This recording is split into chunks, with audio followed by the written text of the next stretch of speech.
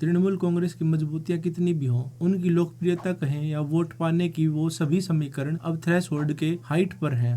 ये उच्चतम स्तर है। जो वोट उन्होंने पाए हैं, उनके वोट अब बढ़ने से तो रहे, अब उनका ग्राफ नीचे ही आना है। और नीचे आने के क्या कारण हो सकते हैं, वो हम चर्चा कर लेते हैं। टीएमसी 15 वर्ष से सत्ता में है और बंगाल की स्थिति पहले से खराब ही हुई है। बंगाल में विपक्ष की सरकार है और केंद्र में लगातार पहले तो यूपीए की और उसके बाद एनडीए की सरकार है। इससे फर्क तो जरूर पड़ता ही है। योजनाओं में कम हिस्सेदारी मिलती है। ऊपर से बंगाल में लेफ्ट का प्रभाव रहा है तो वहाँ उद्योगों का विरोध किया जाता है। टाटा की नैनो प्लांट जो सिंगूर में लगना था, ऑलमोस्ट रेडी हो चुका था और प्रोडक्शन शुरू करने वाला था, पर ममता ने उसे बंद करवा दिया। ये तो एक मशहूर किस्सा है, लेकिन ऐसे अनेक घटनाक्रम हैं जिनकी वजह से उद्योगपति बंगाल में आने से कतराते हैं।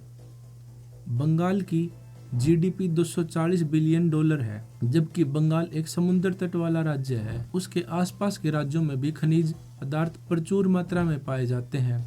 इन परिस्थितियों को देखते हुए बंगाल को भारत की या कहीं पूर्वी भारत की तरक्की का तो कम से कम इंजन होना चाहिए था, जो कि वो 1947 से पहले था भी। 1970 से पहले भी बंगाल एक अच्छी स्थिति में था, पर यहाँ तो उल्टी ही कहानी हो चुकी है और चुनाव में ये ममता का कमजोर पक्ष साबित होगा।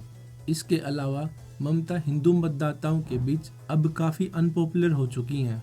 पिछली बार भाजपा हिंदुओं का 70% वोट लेने में सफल हुई थी और ममता जैसे बयान दे रही हैं कि मैं मुसलमानों की लात खाने तक को तैयार हूँ। আমি কিন্তু ইফতারে যাচ্ছি, আপনারাও আসবেন। আমি তো মুসলিমদের তোষণ করি, 100 বার যাব। যে গরু মুখ দেয় তার লাথি খাওয়া উচিত। तो उससे रिवर्स पोलराइजेशन होने की तो उम्मीद की जा सकती है। पूरे देश में भाजपा की हिंदुत्ववादी छवि होना बंगाल में प्रभाव तो डालेगी ही, और बांग्लादेश की घटनाएं भी तो असर डालेंगी, पर उसे हम भाजपा के पॉजिटिव के रूप में चर्चा करेंगे। अभी तो हम ममता की कमजोरियों की बात कर रहे हैं। अगली कमजोरी है ममता की खुद ममता, क्योंकि टीएमसी का मतलब ममता और ममता का मतलब तृणमूल कांग्रेस। उनके अलावा इस पार्टी में कोई और नेता नजर ही नहीं आता, क्योंकि वे सिर्फ अपने करिश्मे के दम पर शासन में बनी हुई हैं।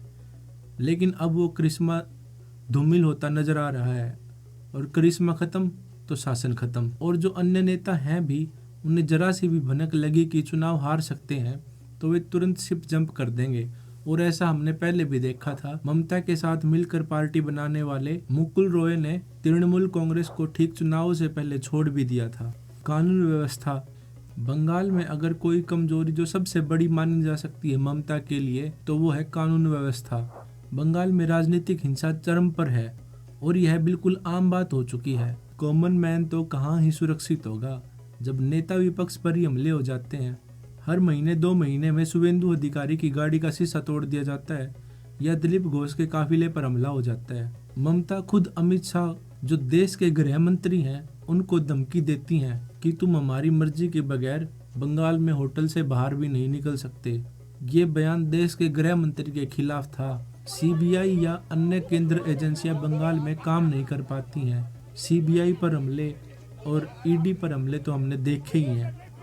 बीएसएफ को वायरिंग के लिए बांग्लादेश बॉर्डर पर जगह नहीं मिल पा रही है।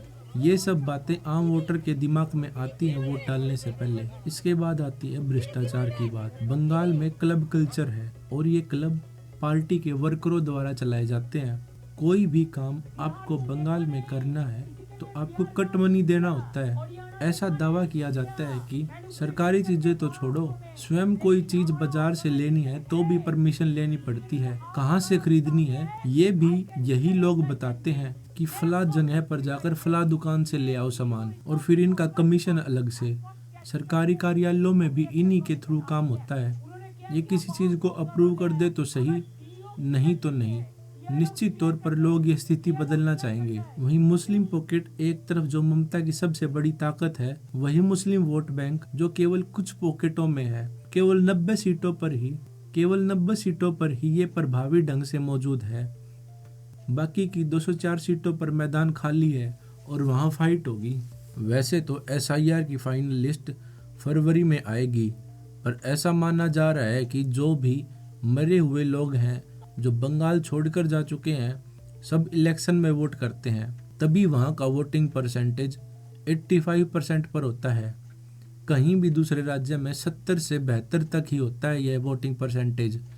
इसलिए ममता को नुकसान होना तो निश्चित है, कितना होगा ये देखना होगा, क्योंकि जो वोटर मर चुके हैं वो भी बंगाल में वोट डालते हैं। 2003 के बाद से अब तक जितने भी ऐसे लोग हैं वो हट जाएंगे, जो बंगाल से शिफ्ट कर चुके हैं वो हट जाएंगे। और चुनाव आयोग का तो कहना है कि वो हर बड़ी सोसाइटी में या छोटी सोसाइटी में भी अपने चुनाव के लिए बूथ लगाएंगे और वहां पर जाकर लोग आसानी से वोट डाल सकते हैं। तो ममता के कैडर का थोड़ा डर तो खत्म होगा ही होगा। स्टार प्रचारक ममता के पास खुद को छोड़कर पूरे बंगाल में प्रचार करने के लिए कोई चेहरा है ही नहीं, जबकि दूसरी तरफ हर राज्य के मुख्यमंत्री, मंत्री, केंद्रीय मंत्री, प्रधानमंत्री योगी आदित्यनाथ मौजूद हैं। कुल मिलाकर कह सकते हैं कि भारी मदद तो है ही नहीं ममता के पास। ऊपर से जो दूसरे दलों के लोग हैं जैसे ओवैसी, कांग्रेस पार्टी और छोटी मोटी पार्टियां जो बंगाल में चुनाव लड़ने आए तो ममता को नुकसान ही पहुंचा सकती हैं। भारी मदद ममता के पास मौजूद नहीं है। अब ये भाजपा पर है कि वो इन परिस्थितियों का कितना लाभ लेगी।